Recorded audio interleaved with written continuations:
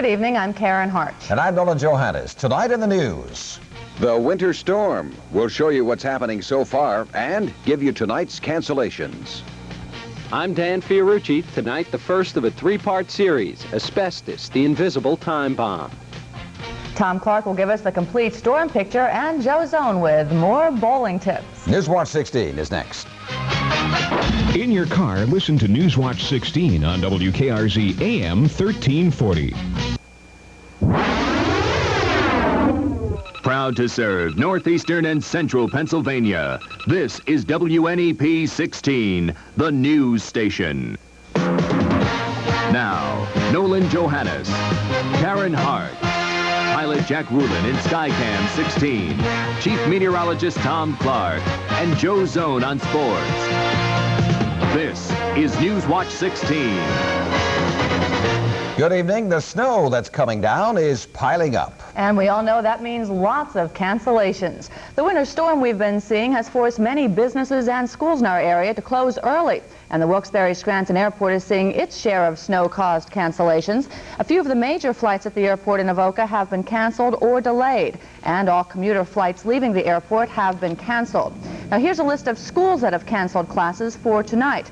South Williamsport, Penn State's Worthington campus, Lackawanna Junior College, Monroe County Area Votech, Penn State's Wilkes-Barre campus, Scranton Tech, Penn State's Hazleton campus, University of Scranton, Wilkes College, and King's College. Again, evening classes at these schools are canceled for tonight. You may remember that there have been problems in Scranton when it comes to plowing the snow and picking up the city's trash. Newswatch 16's Kathi Belich is live now in Scranton. Kathy, any problems with the plows this time around?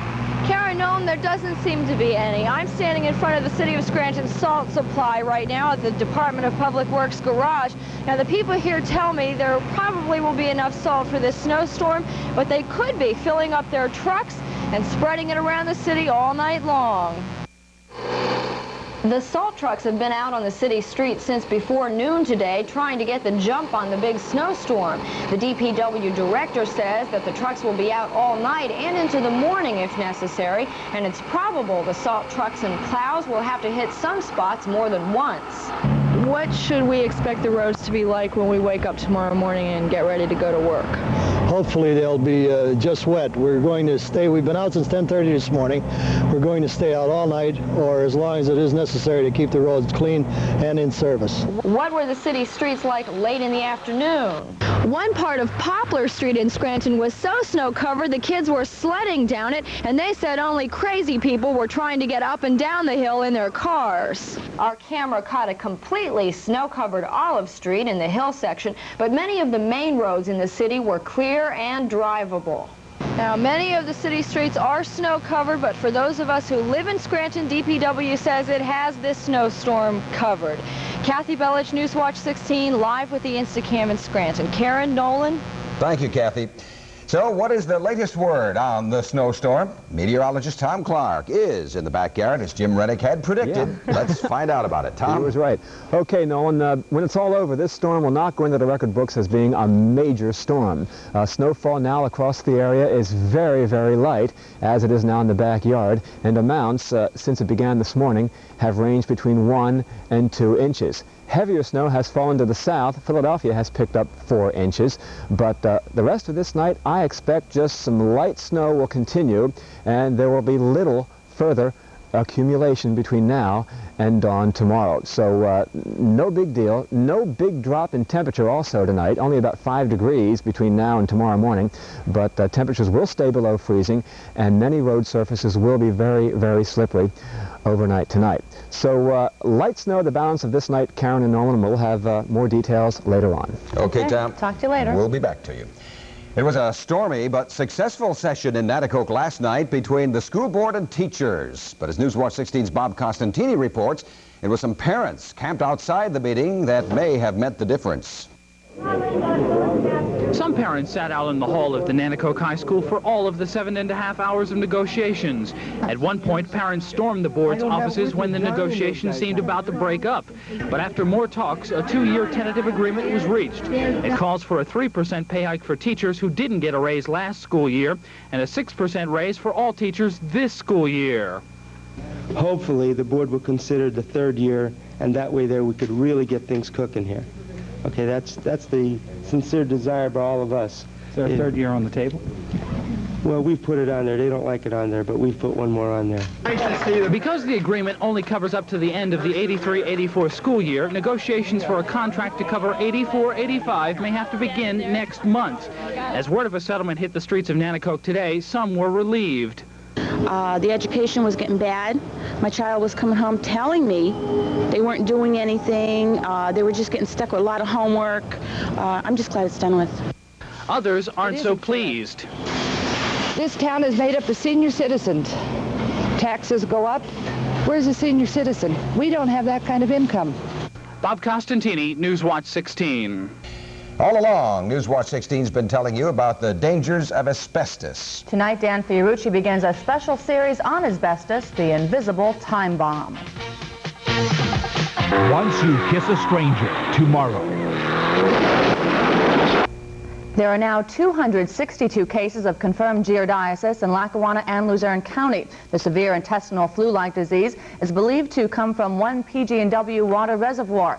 Today, the State Public Utility Commission received a PG&W proposal to switch some communities affected by a boil water advisory to a different water supply. The plan will be checked out by a PUC official and then given to the full commission with a recommendation. Also today, state environmental officials met with PG&W officers in what was called a productive session.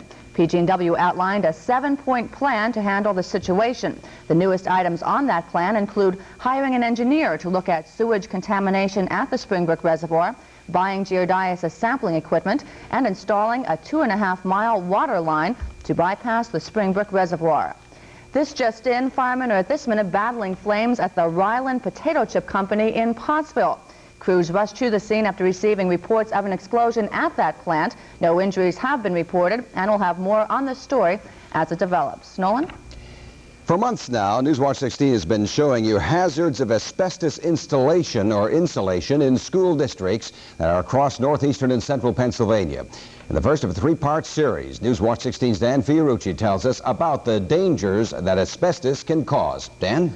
Karen, Nolan, each year, according to a respected expert in the field, 10,000 former asbestos workers die prematurely.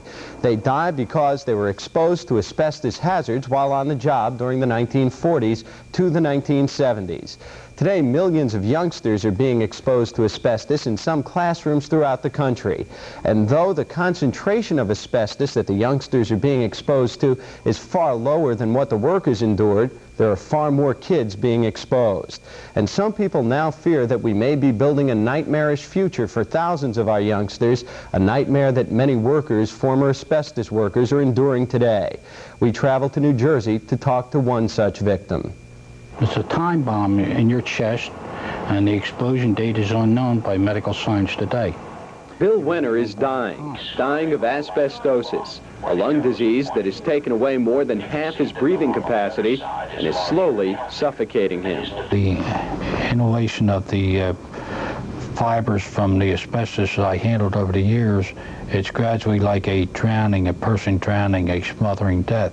Bill Wenner developed asbestosis the way thousands of other workers did, after being exposed to it on the job. I worked in many schools, Wilkes-Barre, Scranton, all through upper Pennsylvania areas and everywhere, and applied this product unknowingly. But the saddest thing of all is not that Bill Wenner contracted the deadly lung disease, but that he apparently brought it home to his 4 children and to his wife. You found out that you had asbestosis? Mm-hmm. Lung cancer, yeah. Just from washing your husband? Just, all I did was wash his clothes, that was it. That was it. The pathology report came back on it. We had confirmation of it was caused by asbestos. We have documentation of that. I would I'd go to the bathroom, right, and I'd find blood in my stool and stuff. A lot of pain, stomach pains and stuff. And they confirmed that I had pleural asbestosis, both lungs. Asbestosis is a disease that gradually hardens and destroys the lungs. In these x-rays, a healthy lung appears as a dark mass, but an asbestos-infected lung becomes hard and white. Asbestos workers may not only develop asbestosis, they're also 7 times more likely to develop lung cancer than the rest of us. And they have 3 times the chance of developing cancers of the digestive tract. They also may develop mesothelioma, the terrible whitish cancer shown in this photo. Mesothelioma is always fatal.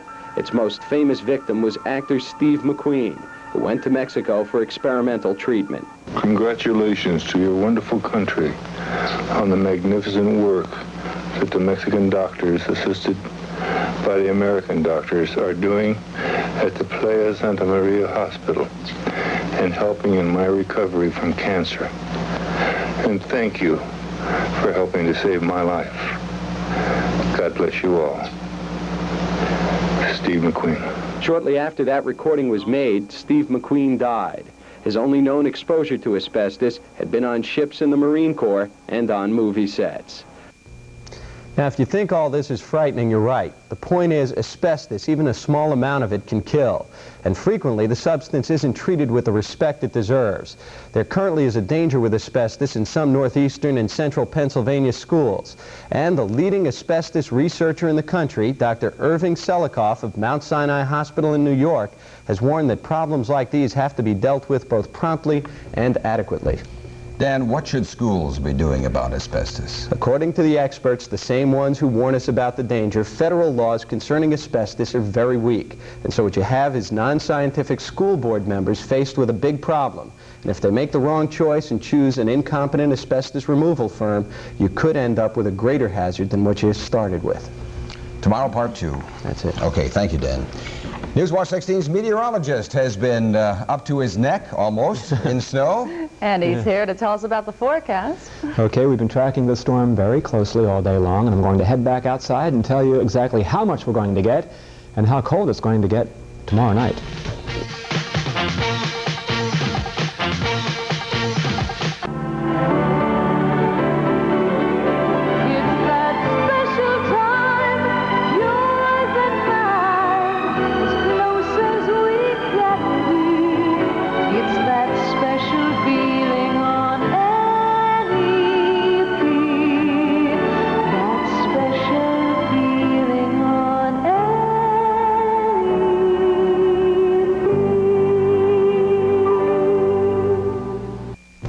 Are we relieved? We thought Tom might have to be eating his hat tonight because he said, what, 4 inches, right? Didn't you say 4 inches of snow in this area? Yeah, about that. I said I'd eat my hat if it even snowed today, or if it didn't snow. But I'm relieved of that. Never did like this type of material anyway for eating. Hey, it's snowing lightly now in the backyard. Let's look at the readings as they stand. On the thermometer, the temperature is at about 23 degrees. Low 20s over most places, and the humidity's up quite high. The barometer is now falling. The range in temperature for the high today was the current reading of 23 degrees, and the low this morning checked in at 16. Normals are 32 and 18, and the record high for this date, 60, set back in 1929. The satellite view looks like this from outer space. There are all the storm clouds over the southeastern part of the country. A lot of rain and snow and some thunderstorms, heavy thunderstorms over the Gulf of Mexico down that way. You can see the clouds there. Frigid Arctic air coming down from Canada. Now, where would you rather be? Up in Minneapolis, St. Paul, where the temperature now is 10 below zero, or Cape Canaveral, Florida, where it's now 78. Take your choice. Our nowcast shows what's happening on the East Coast over to the computer, and in the East Coast, there we have the snow shield here, quite light over the state of Pennsylvania now. One storm system off the Chesapeake Bay, a band of sleet and freezing rain coming down from New York City, down across Philadelphia and Baltimore and Washington, D.C. We will not see a changeover to freezing rain here. It'll stay all snow, but very, very light overnight tonight. Now 8 degrees in Lansing, Michigan. This cold air is pushing our way, and we may go down to near zero here tomorrow night. Now here's the forecast for the balance of this night. Light snow will continue. Another inch or two will accumulate, and temperatures not dropping too much further down from where they are now, about 17 in Jersey Shore and about 18 in Hazleton. And snowfall amounts from this storm, well, about 3 inches in Towanda, 2 in Williamsport, 4 the total in Wilkes-Barre, Scranton, and the Back Mountain area. About 5 over there in the Poconos, and up in Pike County, about 5 in Allentown, 5 in Hazleton, Pottsville, and about 3 in Selinsgrove. For tomorrow, some snow flurries in the morning, and then lots of sunshine in the afternoon. A very bright finish tomorrow. Temperatures near 20 for highs, no big rise tomorrow, then a big drop late in the day. The Health Watch looks like this, high on the concentration index tomorrow. That's something to look forward to. Bitter cold on Friday after morning lows near 0, only about 10 for the high on Friday. Some sunshine on Saturday. The weekend at this point looks okay. Sunshine both days, but just another inch or 2 tonight. I can handle that. Absolutely. Yeah, so can we. Looks nice, Okay, actually. thanks, Tom. Joe Zone is next with a look at Super Bowl 18. Plus, Joe has another tip to improve your bowling game. All of you, not only around holiday time, but the whole year around, slow in the bottle. Enjoy the road. Well, we told you about a lot of cancellations because of the snow, and of course, Joe has some in sports. Yeah, the important stuff is also off tonight. The only people who are going to see high school basketball tonight are the people in Williamsport and at Valley View. Everything else on the high school schedule in the Channel 16 viewing area has been postponed. Yes, the Williamsport State College game is on, so too Mid-Valley and Valley View. Same story for wrestling. Every match that we know of has been postponed. In terms of the college schedule, Wilkes, Albright, Kings, Susquehanna, that's basketball, and that's postponed. The Wilkes-Bucknell wrestling match, though, at Bucknell is still on. I don't know about you, but I have a lot of problems when I bowl deciding which way on the alley to move. Do I go left? Do I go right? Well, Scranton pro Joe Hutchinson talks about that in this week's tip.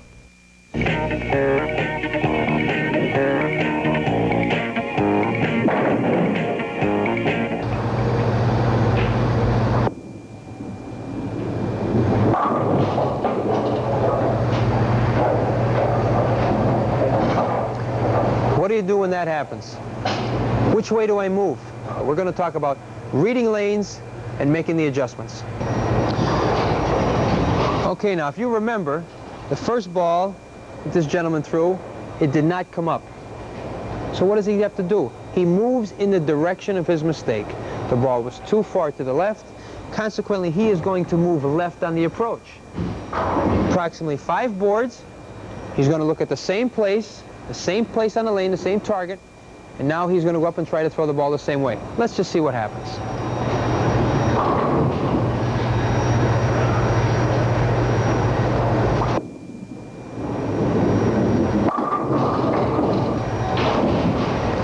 Nice adjustment, Peter. Ladies and gentlemen, that's how easy it is. All you do is keep the same mark, but just move over. All right. I guess I'm going to Maybe remember that'll help me. Nothing will help me. Tom Clark will be back in a moment with another recap. He'll be giving us an idea if the snow's going to end tonight.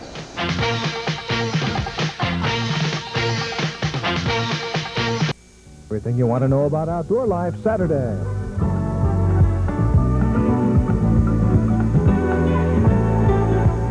And that's our report for tonight. Next on Nightline, more on the meeting between Secretary of State Schultz and Soviet Foreign Minister Gromyko. And for the first news of the day, join Frank Andrews, Dorothy, Noreen Clark, and Jay for Newswatch 16 this morning. For the update team, thank you for joining us. Good night.